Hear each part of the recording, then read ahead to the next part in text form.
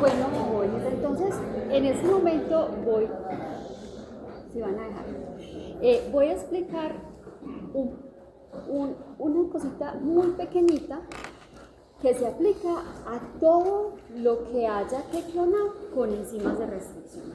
¿Listo? Entonces, yo les había comentado inicialmente que cuando uno necesita clonar cualquier cosa, cualquier secuencia, pues entonces uno tiene que hacer normalmente descarga la secuencia. Y hay varias plataformas, por ejemplo la de Mozilla y muchas otras plataformas u otros programas que te permiten diseñar los patrones para una secuencia. ¿Qué es lo que pasa? Como el DNA es una secuencia y tiene dos cadenas, entonces siempre el primer se pone para que sea complementario a la cadena negativa. Este es el primer pone. Y otro primer se pone que sea complementario a la cadena positiva, o sea, opuesta. Si usted diseña estos primers así como están ahí, ¿qué es lo que pasa? No le van a servir para fines de clonación. Para fines de clonación, ¿qué pasa? Tienen que tener acá y acá los sitios de restricción. Entonces, por ejemplo, si yo voy a clonar un H1,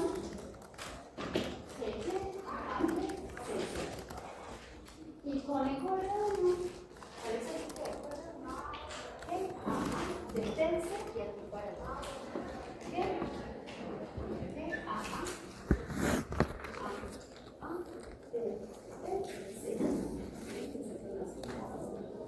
Bueno, pero entonces, ¿qué pasa con las enzimas de restricción? Las enzimas de restricción, primero, para que ellas corran, deben de reconocer un sitio de reconocimiento o el sitio de restricción en el DNA.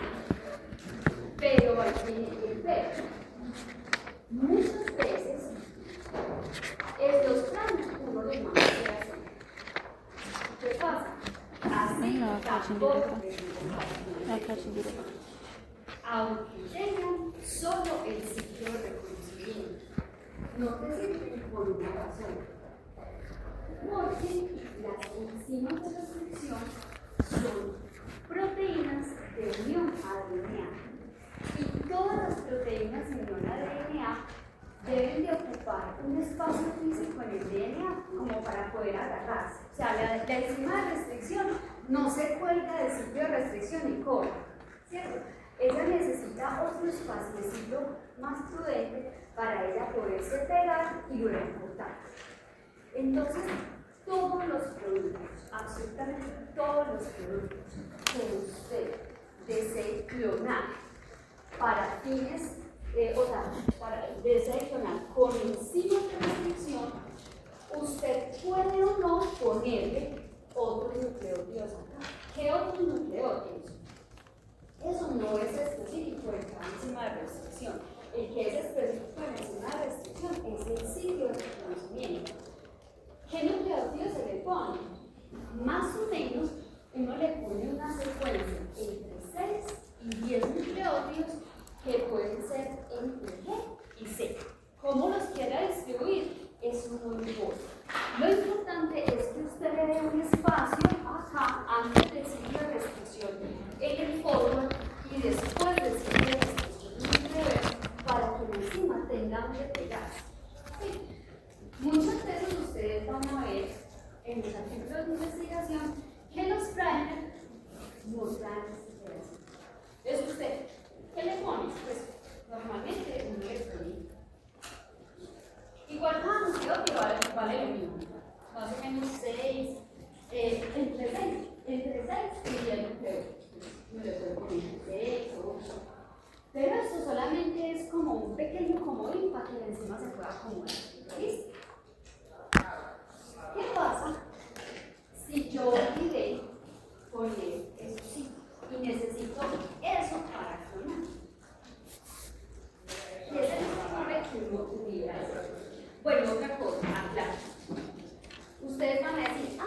Entonces esto se le suma al inserto. ¿Se le sumará? No se le suma al inserto, porque cuando la enzima corta, recuerden que pierde el inserto. El inserto pierde los extremos. Entonces, por ejemplo, si aquí se hace el corte, todo eso se va. Todo eso se pierde, pero no hay problema. Este corte entregaría. Entonces, todo esto uno lo pierde. ¿Listo? Pero sí corta. Pero para que la enzima pueda cortar, necesita tener este pedacito adicional. ¿Qué pasa cuando uno no diseña los primers con este pedacito? O sea, con la secuencia adicional que necesita para que la enzima se pueda pegar a la secuencia.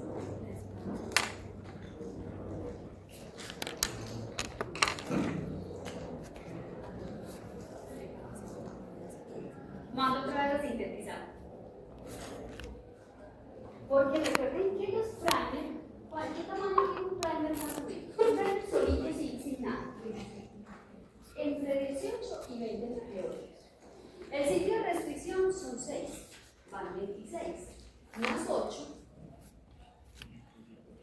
34. O sea, son primers muy grandes. ¿Por qué? Porque tienen estas características. Normalmente los primers que uno utiliza para fines, para otros fines, se van a amplificar, son primers pequeñitos, de nucleótidos, pero los que son para fines de inflamación, además del sitio de restricción, tienen que tener este otro pedacito, entonces eso hace que la restricción más grande. Y eso también hace que se dificulte mucho trabajar el primer. ¿Por qué? Porque es una secuencia más grande, más robusta, es probable que no pegue en el primer, es probable que la temperatura a nivel de la tela se disminuya mucho. Entonces, por eso mucha gente lo que hace es no le pone este pedazo. Eso supone que hay otra alternativa. ¿Cuál es la alternativa?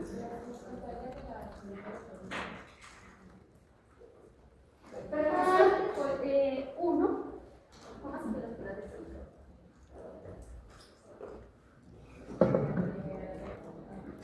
Que la polimerasa le ponga la explosiva por ahí.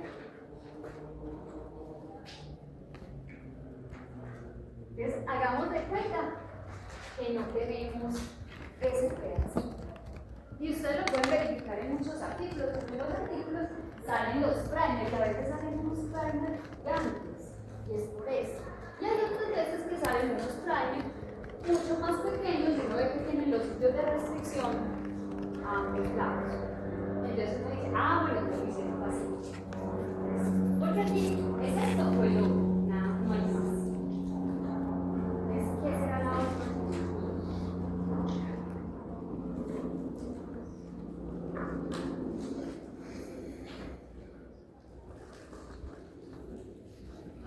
La otra alternativa tiene que ver con esto. Este plásmido o cualquier otro plásmido que sea de fácil y rápida clonación te va a permitir arreglar o solucionar este inconveniente. ¿Cómo se hace? Primero estandariza su PCR de tal manera que los primers le amplifiquen la banda que usted necesita. Y cuando ya lo vas a clonar, lo tienes que amplificar con una pequeña polimerasa que incorpora las colas de A. Entonces, si me incorpora las colas de A en el extremo 3, es para poderlo clonar acá, ¿cierto? Entonces, háganse de cuenta que si yo diseñé unos primers con los sitios de restricción, pero no con la secuencia para que la enzima se acomode, sino que solamente con los sitios de restricción, de esta manera, ¿qué va a suceder? La adenopolimerasa lo que va a hacer es incorporar colas de A en el extremo 3. Pero el producto me va a quedar así. El producto me queda así, pero no para que yo después lo corte con la enzima de restricción, no, para que ustedes después lo clonen en este sistema. Y al tenerlo en ese sistema, háganse de cuenta que les va a quedar un producto, primero con los sitios de restricción complementados. Entonces, si aquí es el sitio de restricción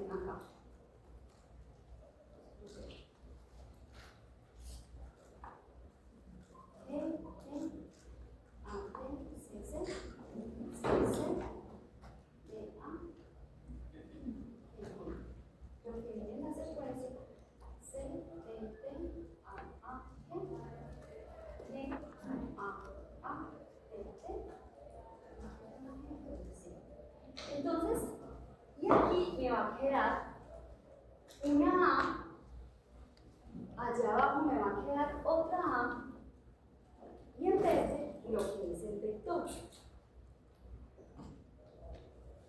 Entonces, ¿qué es lo favorable de este sistema? Que ya cuando uno haga la clonación en este sistema, te va a quedar un inserto inmerso en un vector completo. Entonces ahí yo no tengo la necesidad de ponerle digamos, todo este comodín al primer, así disminuye un poco el tamaño del primer y por tanto el costo. Y luego, ¿qué es lo que hago para obtener el inserto? Lo saco del vector. ¿Sí es claro o más o menos?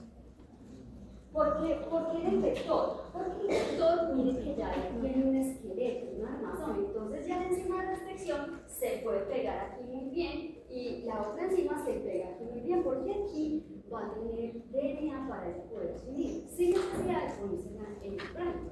Entonces miren que el vector me está proporcionando como una estructura para que la enzima de restricción se pueda pegar. Profe,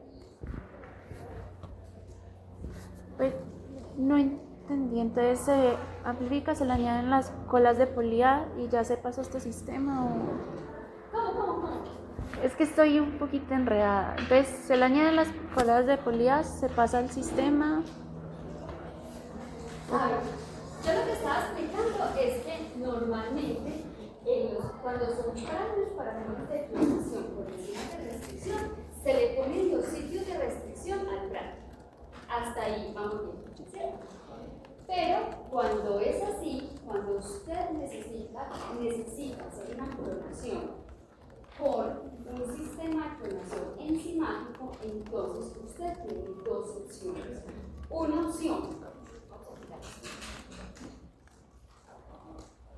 opción, la primera, y que sale un poco más costosa, pero es una opción.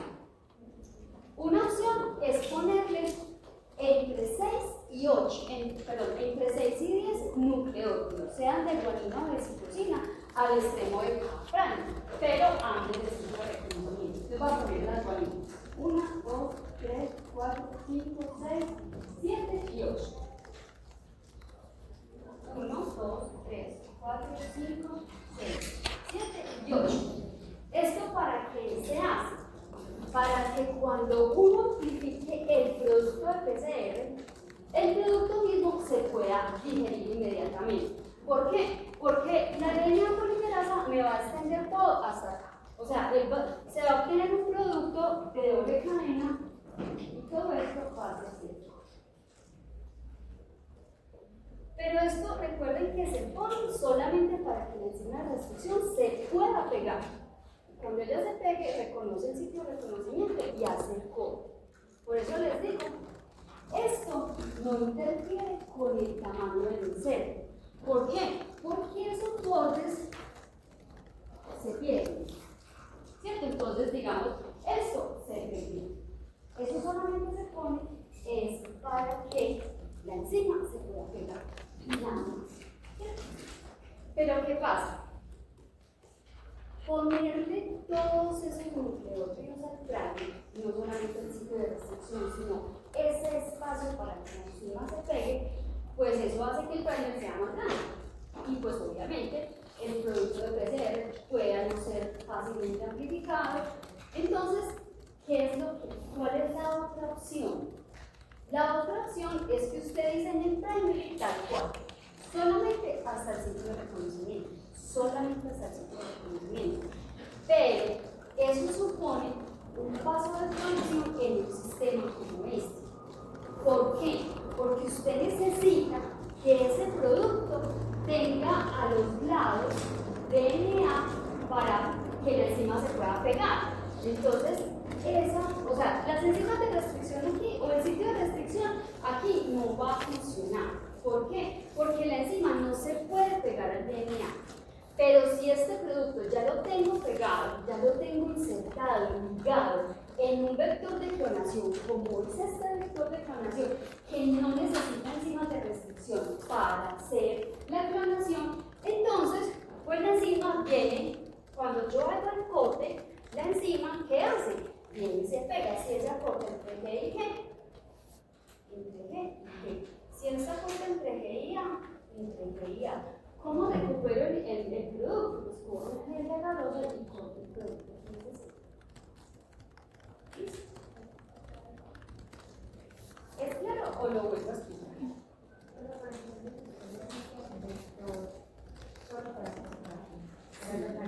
Listo. Ese vector, por ejemplo, este PCR2.1 o cualquier sistema de fácil y rápida clonación, digamos dentro de las funcionalidades o para las aplicaciones que tienen, es esa. Uno, clonar productos que son independientes de enzimas de restricción. Pero ustedes no todo lo que clonan es para fines, o sea, todo lo que amplifica no es para fines de clonación, ¿cierto? Entonces, usted puede clonar ahí simplemente para secuenciar. Usted puede clonar ahí porque no le puse los sitios de restricción, no le puse el otro pedacito, entonces lo necesito inmerso en un DNA encadenable para que la enzima se pueda pegar. Entonces, este vector también nos proporciona esa facilidad para, digamos, no sintetizar fragmentos tan grandes y poder hacer las clonaciones. Nada más que esto implica un paso de clonación. Y así pues es muy sencillo porque uno clona, se identifica una colonia blanca, ya sea por PCR o por enzimas de restricción, y luego con qué corta. ¿Con cuáles enzimas corta? Pues con esta y con esta, ¿cierto? Porque esos sitios de restricción están incorporados acá. O sea, todo el producto completo se amplificó. Y se amplificó porque se clonó gracias a estas colas de A, no al sitio de restricción. Entonces, cuando uno hace la identificación de la colonia, pues simplemente, en este caso se dividía con van H1 y con eco R1, y uno ve pues el mapa y normalmente son dos productos y uno pues sabe de qué tamaño es el producto. Por ejemplo, si es el de 1200 pares de base, pues cobras el 1200. Y ahí sí te sirve para clonarlo en el vector que tú necesitas clonarlo con las enzimas de restricción. Chicos, ¿claro o hay alguna duda?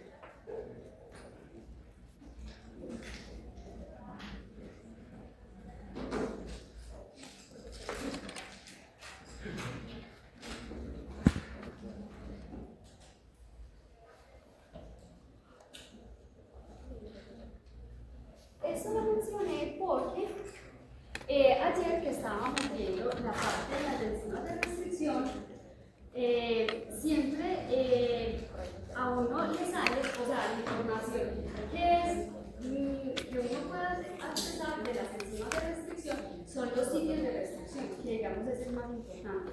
Pero cuando es para fines de clonación, para clonar ese producto, se le debe poner, digamos, ese espacio antes, entre 6 a 8, entre 6 a 10 miliómetros.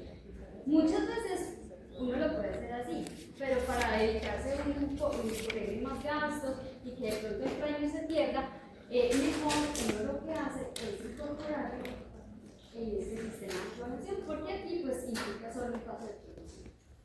Bueno, ¿qué dudas tienes con respecto a los vectores de clonación de tipo plasmídico?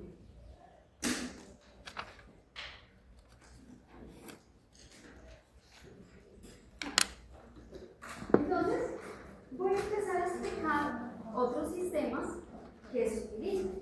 ¿Por qué otros sistemas?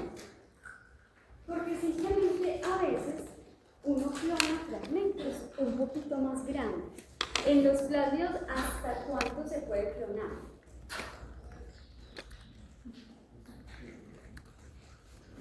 Más o menos hasta 10 kilobases, lo que son 10.000 pares de bases. Normalmente, pues uno no clona fragmentos tan grandes, ¿cierto?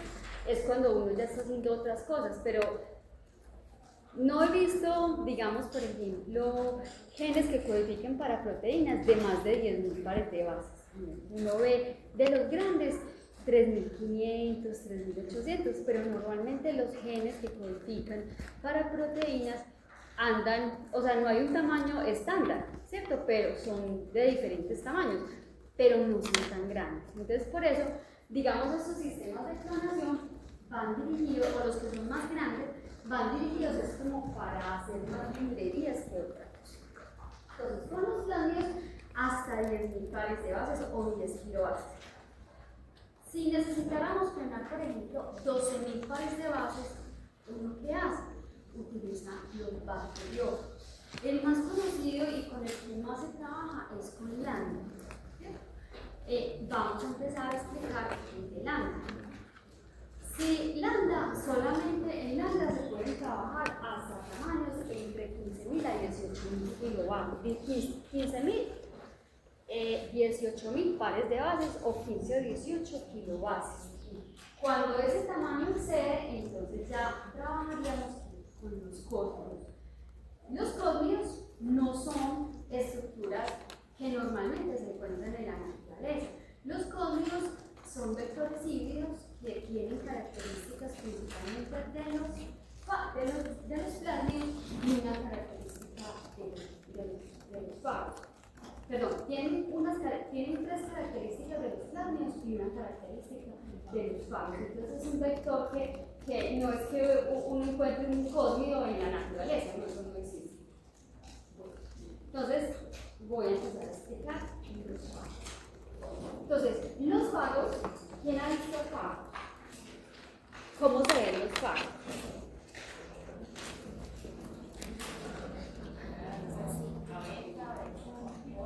No, en un agar, ¿cómo se ve un fago? Se ve una placa. Entonces miren que los fagos, las bacterias las podemos ver al ojo como, y las llamamos unidades formadoras de colonia, ¿cierto? Se ven unos punticos, llamémosle como unos punticos. Los fagos se ven totalmente al revés. ¿Por qué al revés? Porque los fagos, lo que vemos, solamente son los fagos que hacen un ciclo líquido. El lisogénico no lo vemos, así no. Aquí lo que estamos viendo, esto que ven ustedes acá, son unidades formadoras de placa. ¿Por qué una placa? Porque simplemente la célula dejó de crecer ahí. ¿Por qué? Porque el fago desarrolló un proceso lítico y entonces ya la célula no está, pero sí está el fago. ¿Sí? Entonces, ¿cómo es que es tu nombre? Sí. Camila, cuéntanos cómo ustedes hacen fagos. O sea, ¿cómo logran tener una placa así?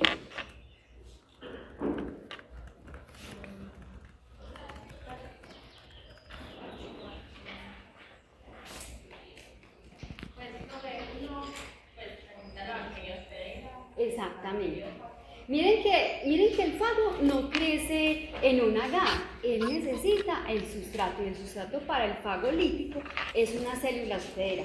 Entonces, por eso, ustedes en el fondo, ¿cómo se ve un agar? ¿Transparente u opaco? Transparente. ¿Cómo se ve ese agar? ¿Transparente u opaco? Opaco. ¿Por qué se ve opaco? Porque en todo el fondo está el hospedero, o sea, en este caso es una célula de coli, pero uno puede utilizar cualquier célula para, digamos, hacer aislamiento de fagos.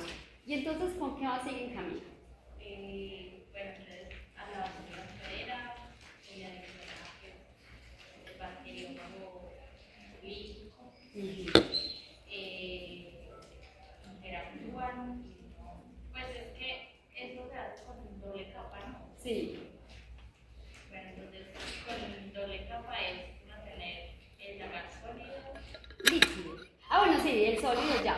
el agar sólido y un agar semisólido. En el semisólido se agrega la bacteria hospedera y el bacteriófago. Y eso se adiciona sobre el agar sólido, el tapete de la bacteria y el bacteriófago va a interactuar con su bacteria y se ven las placas. Exacto. Entonces, yo no lo hacía así sólido y semisólido, sino que Eso depende de lo que tú vayas a hacer y del procedimiento que estés haciendo, pero en general, uno ¿qué es lo que hace? Preparas un medio específico para un hospedero, en este caso con lo que yo trabajara con E. coli. Entonces, uno preparaba, o sea, tenía fundido un agar específico y ese agar tenía que estar más o menos a 40 grados. Entonces, a esos 40 grados, cuando el agar todavía está líquido, usted le adiciona el hospedero y le adiciona la muestra o el fago, o sea, o la muestra donde usted sospecha que hay un fago o que quiere sacar fagos y, o sea, siempre tienen que interaccionar el hospedero con el fago en un medio de cultivo, ¿cierto? Entonces, uno mezclaba eso, yo lo hacía por ejemplo en un tubo Falcon, lo mezclaba y ya uno, ¿qué hace? Lo sirve en el agar. ¿Cuánto cabe en medio de cultivo en una placa? Como entre 20 y 30 mililitros, entonces por eso uno lo sirve y ellos quedan ahí como embebidos. Entonces a las 24 horas uno ve que todo el medio de cultivo está turbio. ¿Por qué? Porque el hospedero creció. Y donde se ven las plaquitas, o sea, esas pequeñas placas, es donde se llevó a cabo un ciclo líquido. ¿Sí? Ojo. Cuando es una muestra, por ejemplo, cuando se hacen fagos de, por ejemplo, de una muestra natural o de una muestra de algo que es una muestra muy heterogénea, cada puntico es un fago diferente o se sospecha que es un fago diferente. Si eso viene de un cultivo puro de un fago, entonces todo es el mismo fago, ¿cierto? ¿Eso por qué lo digo? Porque ahorita, dependiendo de lo que estemos haciendo, uno o saca todo o saca placa por placa. ¿Listo? Bueno, entonces, en ingeniería genética se utilizan mucho los fagos por dos características muy puntuales. Primero, la capacidad de almacenar DNA en el fago es un poco más alta que en los plátanos. En los plátanos podemos manejar hasta 10 kilobases. En los fagos hasta 18 kilobases, entonces digamos por eso ellos son atractivos. ¿Cuál es la otra cosa por lo cual se hacen mucho más atractivos? No solamente porque pueden almacenar partículas de mayor tamaño, es por el emprendimiento de infección. Cuando ustedes quieren incorporar un plásmido dentro de una célula, ¿qué es lo que se tiene que hacer? Transformar. ¿E. coli naturalmente es transformable?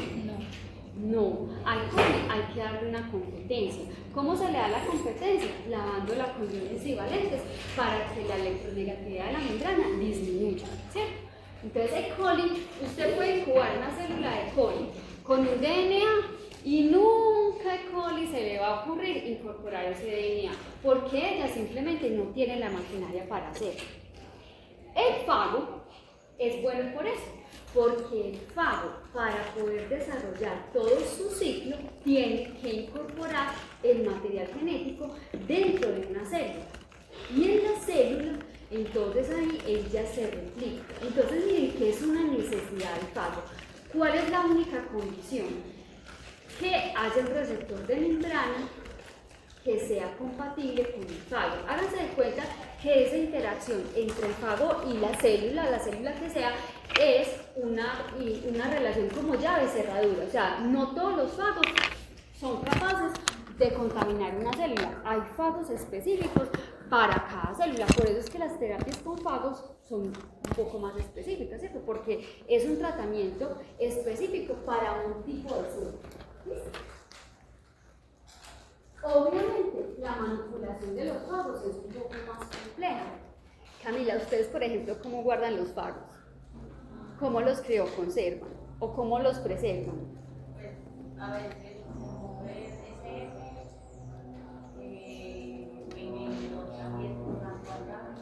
Pero en la célula. no, en la célula no, pero también se puede guardar en la célula. Entonces, miren que, digamos, conservar E. coli es muy fácil. Usted simplemente la crece, le echa glicerol entre el 20 y el 30% y ahí vas a tener una célula de E. coli mucho tiempo, si es a -80. Pero los fagos, digamos, es un poco, no es que sea difícil, sino que es un poco más complejo. Pero igual se puede hacer. Entonces, esto era lo que les decía, admiten y replican de manera más estable insertos más grandes con relación a los virales. Y pues la infección viral permite que cada célula esfera contenga una comida de inserto y que ésta se exprese de manera abundante bajo los productores. Entonces, el fago que utilizamos para estos fines es un bacteriófago de coli. ¿Por qué tiene que ser de coli? Porque ustedes saben que todo se desarrolló para el coli, para biología molecular, porque era una bacteria modelo, porque es una bacteria modelo, y todo se hacía en el coli. Entonces, lo que más se conoce es para el coli. Entonces, este es Lambda. Lambda es de los bacteriófagos más pequeños, más sencillos. Su genoma está muy bien organizado, o sea, eso parece que lo mandaron a hacer. Ya les voy a decir por qué parece que fue mandado a hacer. No es mandado a hacer, sino que simplemente así es el fago. Pero él tiene muy bien organizados los segmentos de su genoma. Entonces, estructuralmente, pues él tiene una cárcel, tiene un cuello y tiene una cola. Miren que no son de los T4, pero los T4 son de los que parecen como una navecita espacial, sino que este es un poquito más refinado, mucho más sencillo. Su genoma apenas son 50 kilobases, lo que son más o menos 50.000 pares de bases. Realmente es un genoma muy pequeño. Entonces, la partícula invertida entonces tiene una casi. Dentro de la casi está el genoma. ¿Cómo es el genoma de Lambda? ¿Lineal o circular? Lineal. Tiene que ser lineal. En este fago nunca vamos a encontrar el genoma circular. Siempre está, es lineal. Entonces, en la cabeza está estructuralmente diseñada de proteínas y la cola pues simplemente tiene proteínas tubulares y fibras. Y el genoma es lo interesante. Por eso es que, digamos, trabajamos con Lambda. El genoma, como ya les había dicho, es un genoma lineal de doble cadena. Son apenas 50 kilobases que ya les voy a decir cómo es que está organizado. Es un DNA doble cadena lineal y aquí viene, digamos, lo particular de Lambda. Lambda tiene unas secuencias que se llaman, todo el genoma de Lambda, de aquí para acá, son 50 kilobases. O lo que son 50.000 pares de bases. Pero, ¿qué es lo particular de Lambda? Lambda tiene aquí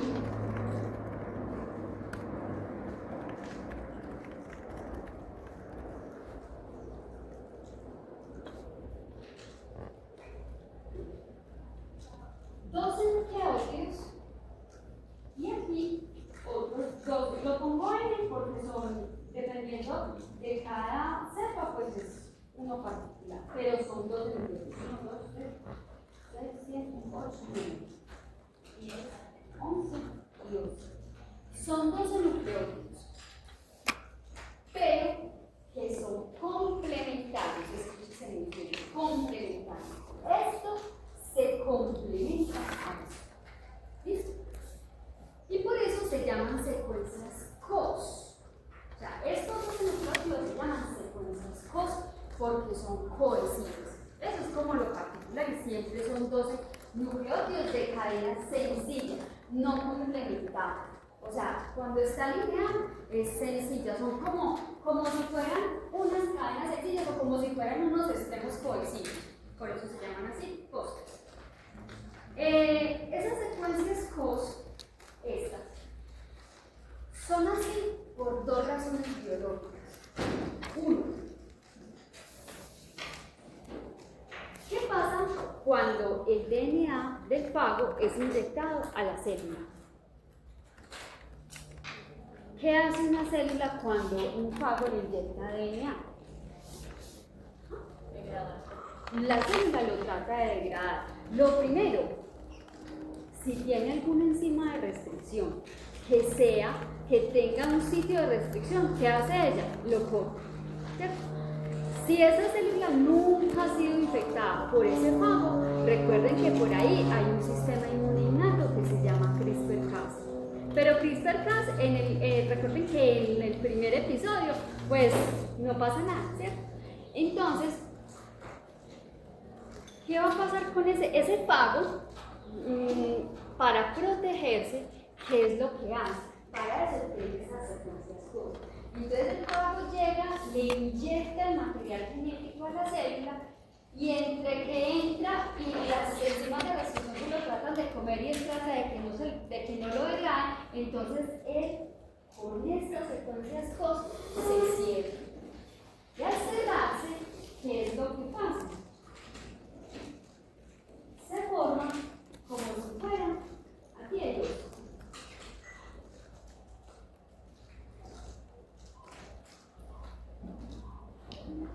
Se forman como si fuera un plásmido. Y este plásmido, digamos, ahí dentro de una célula ya está un poco protegido porque no tiene estos sistemas. Entonces, al cerrarse, él se protege un poquito. Entonces, Lambda, pues, esa es la intención con Lambda, que siempre haga eso para los que son parámetros de ingeniería. Entonces, las secuencias CRISPR tienen dos funciones. Uno, la primera razón, que es más biológica, es resircularizar el DNA cuando ingresa a la célula. Y lo otro tiene que ver cuando este material genético se va produciendo dentro de la célula, o sea, cuando se hace un ciclo libre. Entonces, estas partículas COS o esas secuencias COS le sirven para que el fago vaya identificando de dónde hasta dónde hay 50 kilobases y pueda ir ensamblando sus partículas víricas. ¿Listo? Bueno, entonces, hablemos un poco del genoma. El genoma de Lambda, digamos, está dividido en unos segmentos que realmente muestran la organización que tiene el fago. Entonces, normalmente, él se divide en tres segmentos. Siempre el segmento de la mitad es lo que llamamos región de integración y excisión. Los fagos, y muchos fagos, pueden hacer dos ciclos. ¿Sí se acuerdan de los ciclos del fago? El ciclo lítico, que es un ciclo productivo donde se generan partículas virales, y también pueden hacer un ciclo lisogénico. El ciclo lisogénico es un ciclo donde simplemente el material genético del fago se incorpora al genoma y ahí se queda mucho tiempo, ¿cierto? No va a pasar nada. Entonces, toda esa información tiene que estar incluida en el genoma. Entonces, miren que lambda tiene en la fracción de integración y excisión, que es una fracción realmente pequeña, tiene ahí todos los genes que se necesitan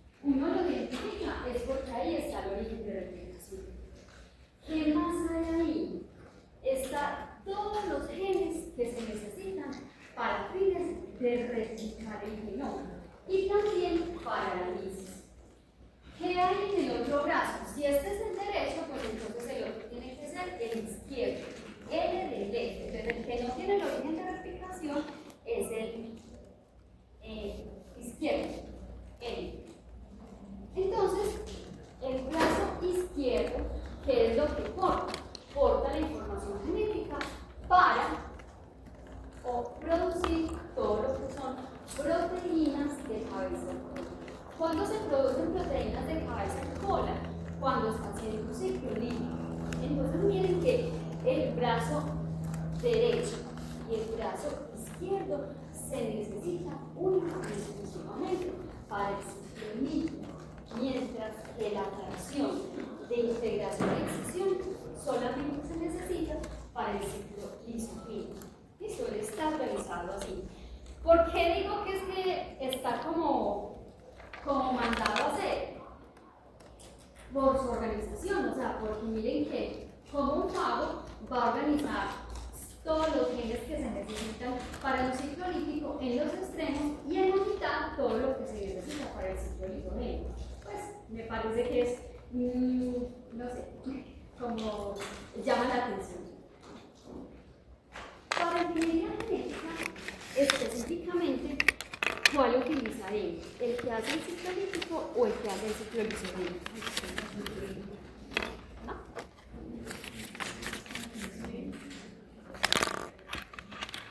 ¿Lítico o lisogénico?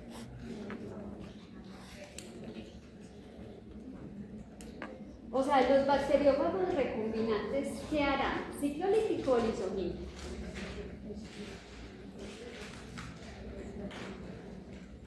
Recuerden que en el ciclo lítico se producen partículas virales. En el ciclo lisogénico, el DNA queda inmerso en el genoma. Lítico. En ingeniería, o sea, para fines de poder utilizarlo como un vector, solamente nos sirve el ciclo lítico. Solamente. Entonces, digamos, los bacteriófagos recombinantes, ¿dónde tendrán el DNA incorporado? En lo que era la fracción de integración y excisión. Entonces aquí es donde vamos a poner el cero, que recuerden que en los fagos puede ser hasta de 18 kilobases, más o menos de 11 a 18 kilobases. Entonces, recuerden que en el proceso de que el fago hace un ciclo lítico o un ciclo lisogénico, entonces el fago normal puede ser uno u otro. ¿De qué dependerá eso?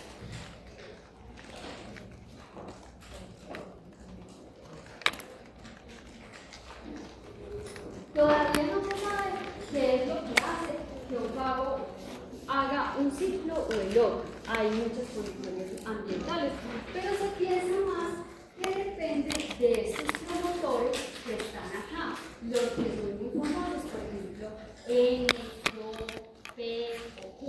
Esos son los promotores que más regulan si un bacteriófago hace un ciclo o hace el otro ciclo. Entonces, cuando un bacteriófago va a hacer un ciclo lítico, entonces, primero, ¿qué es lo primero que tiene que suceder? Que tenga un hospedero adecuado para él. ¿Cierto? Entonces, cuando llegue al fago, reconoce un receptor de membrana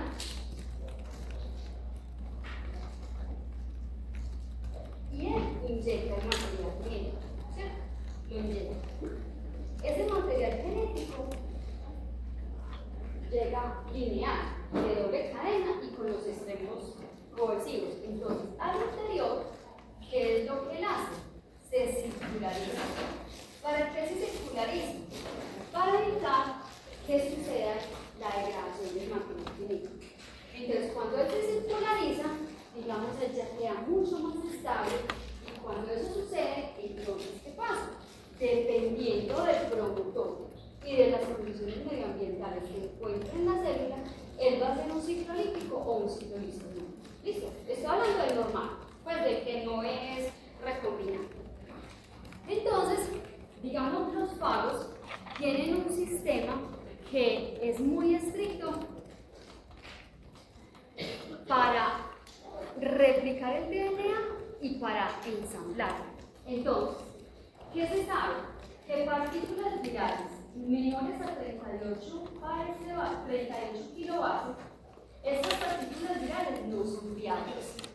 Y mayores a 52 kilobases tampoco son viables. Entonces miren que Lambda tiene un sistema que realmente es muy cerrado en la forma de empaquetamiento. Entonces, esas cosas, digamos, uno las tiene que conocer para calcular muy bien de qué tamaño te va a quedar el genoma y así saber si puedes o no puedes trabajar en el sistema.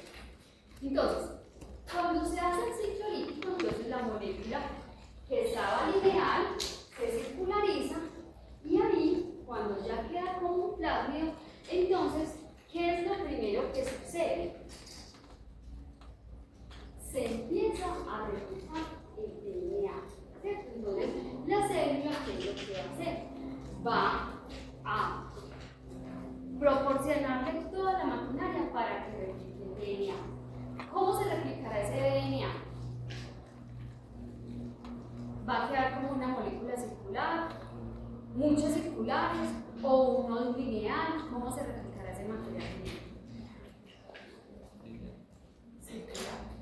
O sea, la célula queda como si fuera con muchos plasmidos. Así. O sea, esto es DNA.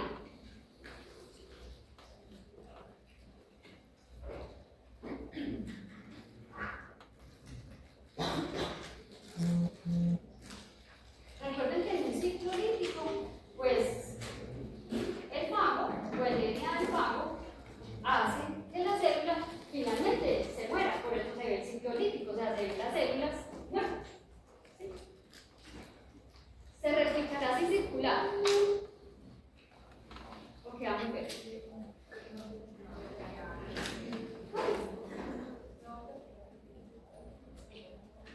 No sé. El fago no replica el material crítico de manera circular.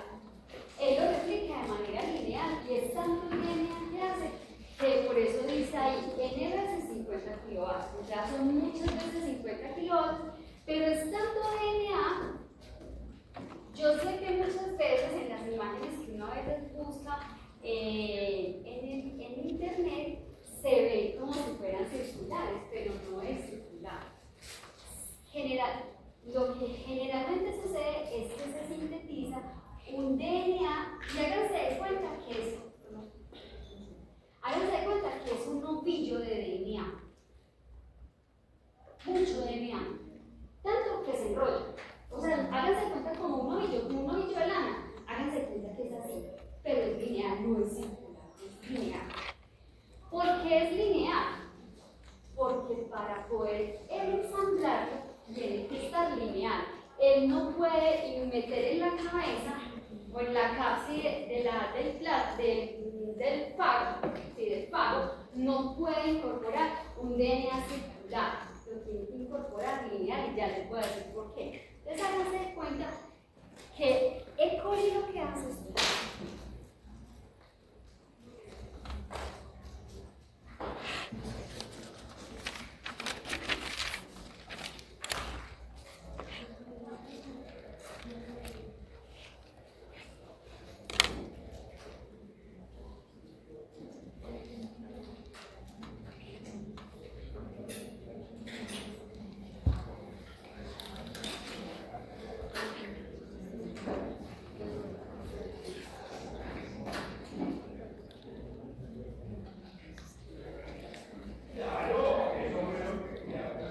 no es que sea por fragmentos, lo dibujé así, es para ponerle las secuencias COS.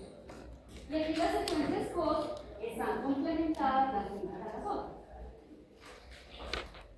Entonces, háganse de cuenta que si estiráramos todo ese ovillo, se vería de esta manera, ¿cierto? Y así, n veces, ¿cierto? Entonces es un ovillo de DNA que tiene el genoma del fago con las secuencias COS complementarias. ¿Eso para qué se hace así? Eso se hace así es porque en el ciclo líquido, para el poder, cuando ya tiene el ovillo de DNA, todo el material genético acá, entonces él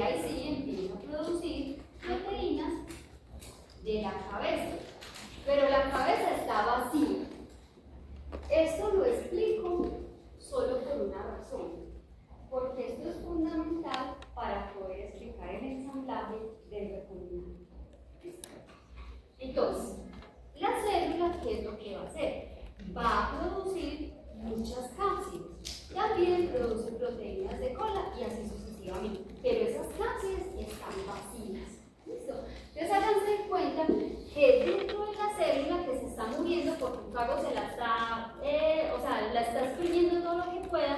Entonces el fago tiene que empezar a llenar estas cápsulas. ¿Con qué? Con DNA. ¿Cómo lo llena? O sea, ¿cómo hace para que entren 50 kilovatios? Entonces el fago aquí en el cuello tiene dos proteínas, que una se llama NU y otra se llama A1. Entonces esas proteínas, háganse de cuenta que son como si fueran enzimas de restricción. ¿Ellas qué hacen? Reconocen una secuencia COS. Háganse cuenta que en la célula está todo ese ovillo de DNA. Y cuando sale en la puntita, un extremo, entonces esa puntita va ingresando por el cuello. Entonces, aquí están las proteínas NU1 y A. Entonces, ¿qué hacen? Es como si hicieran un codo. ¿Para qué? Porque esto viene complementado. Entonces, para poderlo dejar de esta manera, una enzima codo. Y en el otro extremo, entonces el DNA va ingresando. Entonces él va llenando la cabeza, llena. ¿Hasta dónde le cabe? ¿Y él cómo sabe que ya entraron 50 kilovatios? Porque reconoce la otra secuencia COS y también la COS. Entonces miren que el sistema de empaquetamiento del fago es muy restrictivo y por eso es que partículas virales que sean menores a 38 kilovatios o partículas virales que sean mayores a 52, él las asume como no virales, porque dice, si tengo 38 pues me falta mucho DNA, ¿cierto? Porque su DNA son 50 kilovatios. Esto de la mitad son más o menos 20. Cada extremo son aproximadamente 15 kilovatios. Entonces, miren, que dice 15 más 15, tengo más o menos 2 grados. Entonces, por eso es que no tiene que ser muy estricto en lo que le está poniendo el recombinante. Porque si le pones 5 kilovatios, no te van a crecer las partículas virales. Entonces, cuando él ya detecta que entraron las dos, o sea, se hicieron los cortes, entonces ¿qué hace? Cierra la cola, cierra el cuello y le pone la cola y ya le quedó la partícula lista. ¿Listo? Y así hace hasta que se le acaben las cápsulas, ¿sí? O hasta que se le acabe el DNA, o sea, lo que primero se acabe, ahí ya, hasta ahí quedó. Entonces, por eso es que se producen tantas partículas virales. Entonces, miren que este es el otra de las representaciones de lo que es el genoma de Lambda. Miren que aquí esa reacción de integración y excisión también se conoce como región reemplazable. ¿Por qué región reemplazable? Porque ahí es donde ponemos el inserto que uno pretende incorporar. Entonces, miren, ¿esto qué será? Brazo izquierdo o brazo derecho.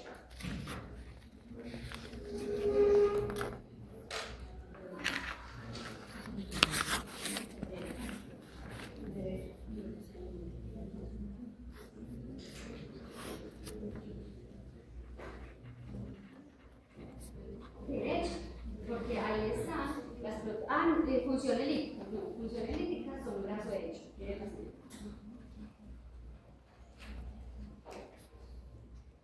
Replicación y lisis. Entonces, este es el brazo derecho. Y síntesis de proteínas de cabeza y cola, brazo izquierdo. Entonces, cabeza y cola. Entonces, aquí están todos los que es el brazo izquierdo. Y la mitad es la región del brazo. Entonces, aquí tenemos lo que son las cápsulas, la cola. Este ovillo de DNA es lo que se conoce como el concatámero. Entonces, cuando ustedes les hablen de concatámero, hace referencia a un genoma viral que está replicado N veces. Aquí están las proteínas. No es NU1 y A1, sino que siempre se me confunde. Es NU1 y A. Miren, las proteínas NU1 y A promueven el llenado de la cabeza blanda con el DNA entre ciclos cortos. ¿Listo? Entonces miren que la cabeza se llena solamente con el material genético que haya entre dos secuenciaciones. Cuando ya se termina de llenar, entonces se ensambla la célula. Aquí simplemente es para mostrar que lo común que tienen los dos ciclos, tanto el ciclo lítico como el ligogénico, es la circularización del DNA, porque es la única forma que se puede crear ya. Entonces, sea que haya un ciclo lisogénico, que recuerden que el ligogénico, esta versión de integración permite que se incorpore el DNA a la célula. Que se incorpore el DNA al final. Mientras que en el líquido pues no sucede eso, sino todo lo contrario. Esto es lo que les digo que se llama el concatáneo. Miren que son secuencias repetitivas de DNA que van a tener las secuencias COS, y gracias a las secuencias COS es que se hace esto. Entonces, ahora bien, ¿cómo utilizaremos este sistema para fines de clonación?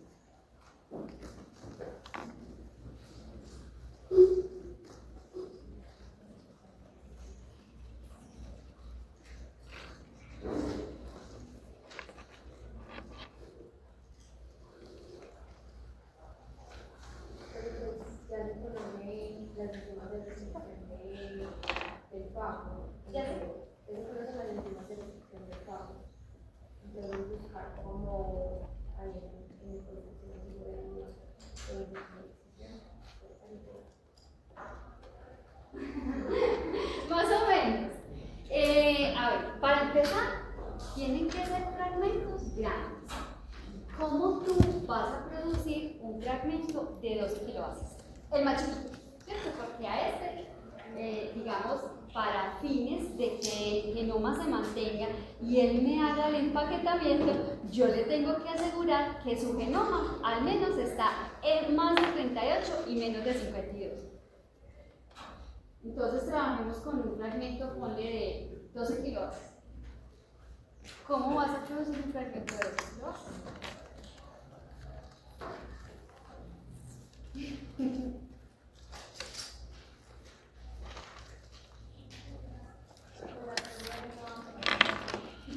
Las PCR, a ver, lo que pasa es que normalmente en las PCR uno puede producir fragmentos grandes, pero no tan grandes a 2 kilobases, ¿cierto? Porque ¿cuánto tiempo necesitarías tu extensión para hacer una modificación? Y eso que asumiendo que tenemos una DNA polimerasa que tiene una procesibilidad de 1 kilobase por minuto. Entonces, en el tiempo de síntesis serían 12 minutos, al menos 12 o 13 minutos. Y si eso lo repites 40 veces, ¿cuánto te vas a demorar? La enzima no te va a aguantar. ¿Ves? Normalmente estos fragmentos tan grandes, usted los puede, uno, ensamblar. ¿Eso qué significa? Ensamblar significa como las piezas del agricultor o como un rompecabezas, usted junta una con otra y con otra. Nada más que acá, ¿cómo podemos ensamblar el DNA?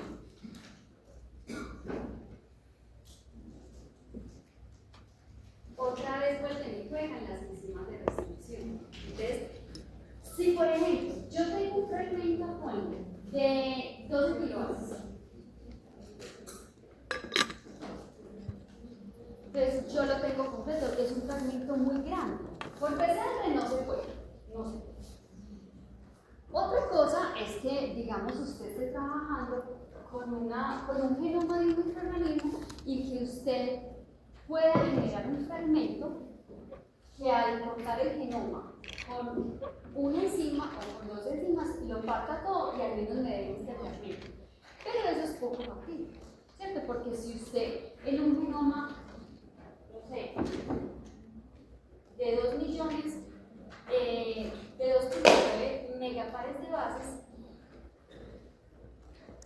gigabases, o sea, lo que son 2.900.000 pares de bases, ¿cómo vas a encontrar una restricción que solo te genere ese fragmento? Está muy...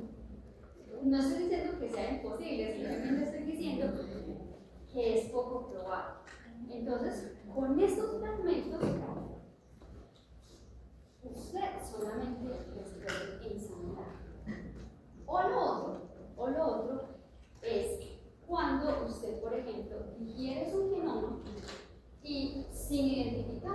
usted clona lo que sea susceptible de clonar en este sistema de clonación. En este sistema de clonación solamente puedes clonar los que son entre 11 hasta 18. Entonces usted sí puede disminuir un genoma, pero eso ya para hacer una librería. Pero si usted necesita específicamente este fragmento y nada más que ese, la única alternativa es fraccionar el fragmento y empezarlo a ensamblar. ¿Uno cómo ensambla? Pues con enzimas de restricción. Entonces, ¿qué le toca a uno? Primero, tienes toda la secuencia. Luego, ¿qué haces? Diseñas fragmentos. Y luego ensamblas. ¿Todo de una vez? No, lo tienes que hacer por partes. Entonces, usted se puede hacer una PCR para multiplicar un fragmento. Este es 12 dividido 3 son 4.000. 4.000 variedades todavía tú las puedes multiplicar. Entonces uno amplifica este fragmento, amplificas este fragmento y amplificas este. Pero ¿qué es la característica? Si por ejemplo, usted aquí tiene que ser muy juicioso haciendo el análisis de restricción, porque solamente puedes utilizar las enzimas, como lo he dicho repetidas veces, que no corren el fragmento. ¿Por qué? Porque se les va a poner el sitio de restricción. ¿Dónde les va a poner el sitio de restricción? Acá. ¿Cómo las ensambla? Muy sencillo. Por ejemplo, vamos a utilizar las que son más comunes en los sitios de restricción. Por ejemplo, en este extremo usted le pone aquí el sitio de restricción para balancear. Con o sin el otro pedacito. ¿Cierto? Ya sabe que si es sin el otro pedacito, lo tiene que meter primero en el otro sistema de clonación. Aquí, por ejemplo, le pones el sitio de restricción para el R1. ¿Cuál es la única condición? Que este sitio de restricción sea igual a este.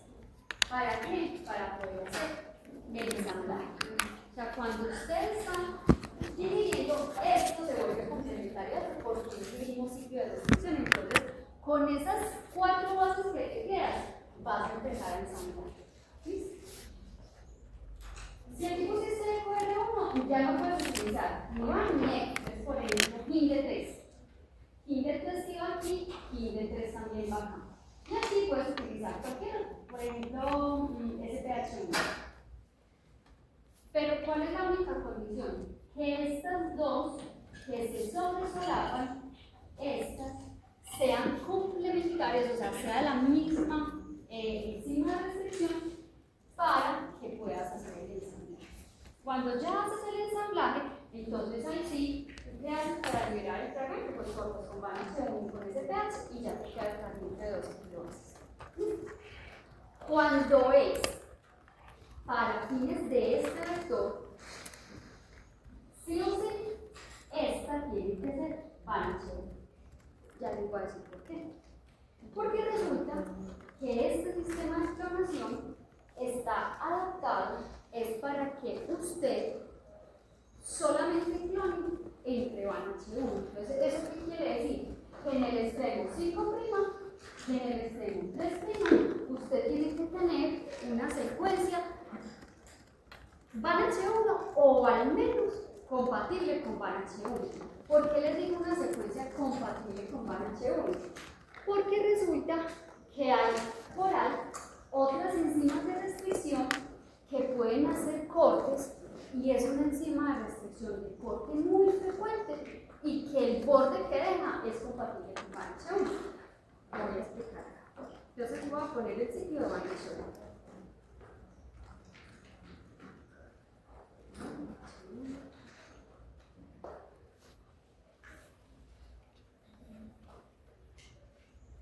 Y voy a poner aquí el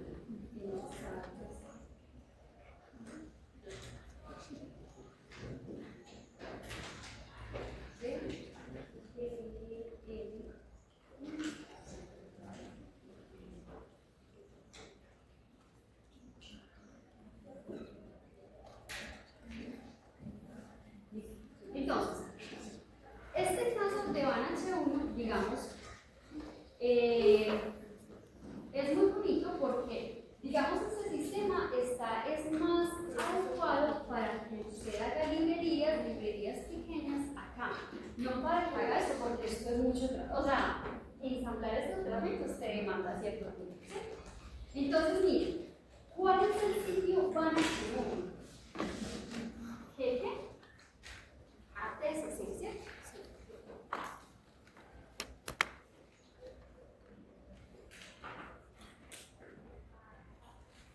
Esta es una enzima de restricción de corte poco frecuente, porque su sitio de restricción es de 6 nucleótidos.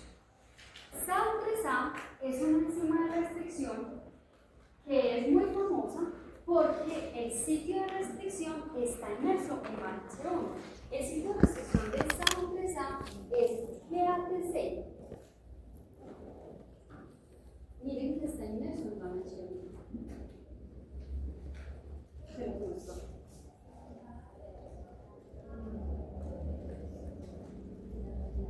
GATC.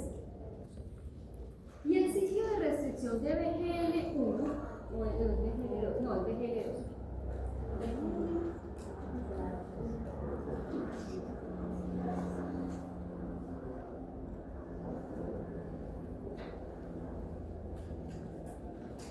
Es AGA. A, G, A, T, C y aquí ingresa antes de ¿qué le ven de particular a eso? Esta es el de SAO3A. Es una enzima de desarrollo años. Esta es BGL2. Y esta es BANH1. ¿Qué pasa con esas enzimas? Esas enzimas eso no es para que lo aprendan. Eso es, no, yo creo que he tenido que aprender por muchas cosas, pero no es para que ustedes se lo aprendan, es para que se puedan interpretar. Miren que los nucleótidos 2, 3, 4 y 5 se repiten. G, A, T y C. ¿Qué pasa? Si yo corto con BANH1, esa cola cohesiva que me queda es complementaria a esta y también a esta, ¿cierto? Por ejemplo, G, A, T, C, C, es complementario. C, C, T, A, G. El sitio de corte es acá, entre G y G. Entonces, miren, ¿de qué me queda? La cola que me queda es G, A, T, C o C, T, A, G. Si yo utilizo BGL2 es A, G, A, T, C, C, el complementario. T, A, perdón, C, G, C, T, A, G y A. BGL2 corta así. Entonces miren que me queda GATC, GATC, CTAG, CTAG. Y si tengo, bueno, aquí me falta una cosa. Siempre, creo que ahí lo podemos ver. Aquí siempre, SAO3A es una enzima de corte muy frecuente porque su sitio de restricción es de apenas 4, pero ella hace el corte antes de. Entonces, si yo tengo GATC, el complementario C, T, A, G, ella hace el corte aquí. Entonces, ¿qué me queda? GATC, GATC, GATC. Si es así, siempre independiente de cómo utilice las enzimas, ellas siempre van a ser complementarias, no uniformes. Entonces, ¿qué es lo que pasa? Como este sistema de clonación es más para hacer tipo librerías, o sea, entiendas una librería, usted coge un genómico, lo parte, lo digiere con una enzima de restricción y él te va a generar múltiples fragmentos. ¿Por qué? Pues porque es una enzima de restricción de corte muy frecuente, ¿cierto? 4 nucleótidos es de corte frecuente.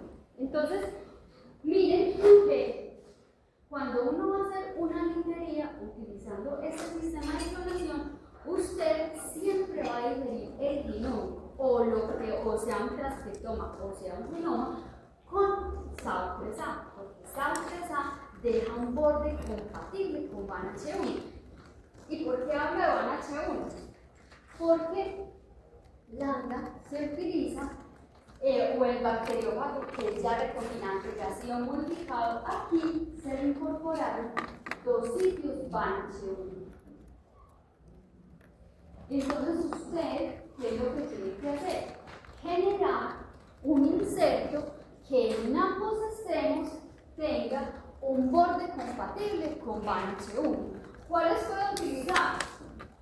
Sea SAU3A si viene de una digestión económico, o si es algo que usted pues que lo va a amplificar, lo importante es que al menos el borde que va a tener al 5 y al 3 sean compatibles con BANH1. Entonces, pues usted tiene algunas opciones para que eso pueda suceder. Entonces, si es generalmente de una librería, entonces siempre el genoma o el transcriptoma se digiere con SAU3A. SAU3A se va a generar muchos fragmentos, muchos. ¿Uno cómo separa? Uno puede cortar del gel, o sea, porque uno cuando haces un corte de un genoma con una enzima de restricción de corte muy frecuente, pues entonces lo corres en un gel y separas solamente aquellos que tengan un tamaño hasta de 20 kilobase, ¿cierto? Lo cortas, purificas y ahí sí haces la ligación. ¿Cómo se hace la ligación? Aquí usted lo hace dependiendo de los recursos que tenga. Usted puede tener el bacteriófago completito y usted lo digiere con BANH1, ¿cierto? Hágase de cuenta que tiene todo el genoma, hace una extracción de genómico de lambda, lo digieres con BANH1 y ahí sí, aquí te toca cortarlo. ¿Por qué te toca cortarlo? Porque un DNA lineal, si tiene dos sitios de reconocimiento, ¿cuántos fragmentos me va a generar? 3. 1, 2, 3. Y aquí es importante el tamaño. ¿Por qué? Porque el tamaño siempre de los brazos es de 15 y el de la fracción de integración exigente es la más grande. Entonces, a uno que le toca hacer, si no tienes el sistema de clonación, cortas el fago con BANH1 o el DNA del fago con BANH1, purificas en un gel y vas a ver una banda de 15. ¿Por qué una banda? Y una banda muy gruesa, porque son dos fragmentos, ¿cierto? Y ese lo descartas. Entonces uno que hace, corta la de 15, la purifica y ahí ya sabes que vas a tener todos los brazos R y todos los brazos L. ¿Con qué características? Que tienen, o sea, este brazo va a tener una cola cohesiva BANH1 y este otro brazo va a tener una cola cohesiva BANH1 y además cada brazo va a tener esas secuencias COS. ¿Listo? ¿Cómo se hace el ensamblaje? Usted simplemente mezcla. Dependiendo de las relaciones molares, normalmente uno utiliza más o menos 1 a 2. Entonces, simplemente cuantificas lo que tienes del inserto, que puede ser un pool, o sea, puede ser algo que viene de una librería, o puede ser un fragmento que tú ya has ensamblado previamente. Entonces, ¿qué es lo que hace uno? Mezcla los brazos izquierdos o sea, brazos izquierdos y derechos ya los tienes mezclados, ¿cierto? Porque vienen de un proceso de haberlo recortado en gel. Y mezclas con estos fragmentos y se va a generar un concatámero. Entonces, miren que este es el concatámero.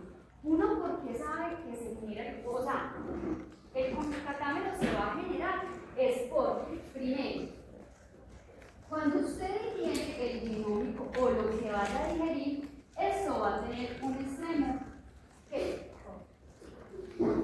no, el del genoma. BANH1, porque BANH1 o SAU3A, que va a ser este extremo.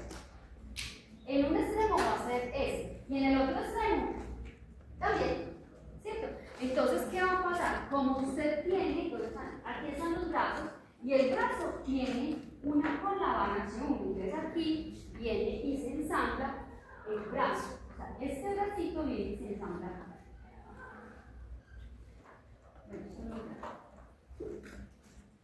Y en el otro lado, el otro.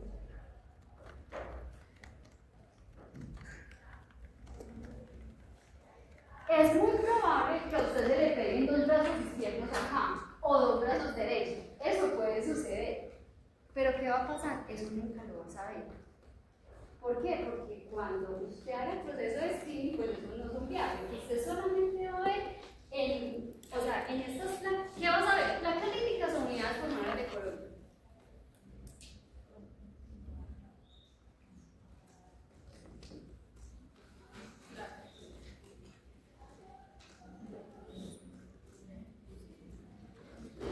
Acuérdense, estamos utilizando el genoma de Lambda.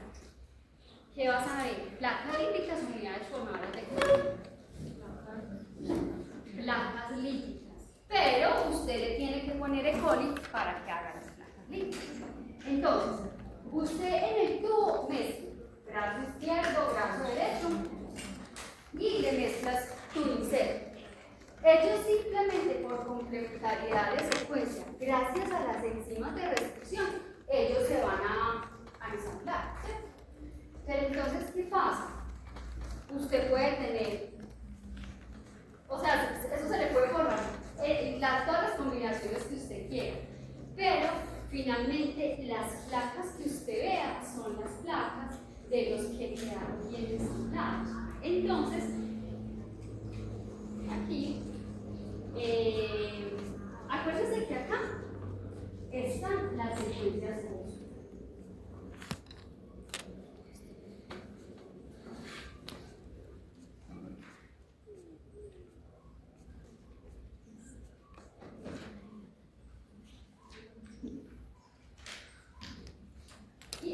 Y como esto viene, si esto viene de que cortaste, o sea, si lo cortaste, o sea, si tú tenías el DNA del pavo, entonces este DNA debe estar desarrollado, ¿cierto? No debe estar complementado, sino la colita solita.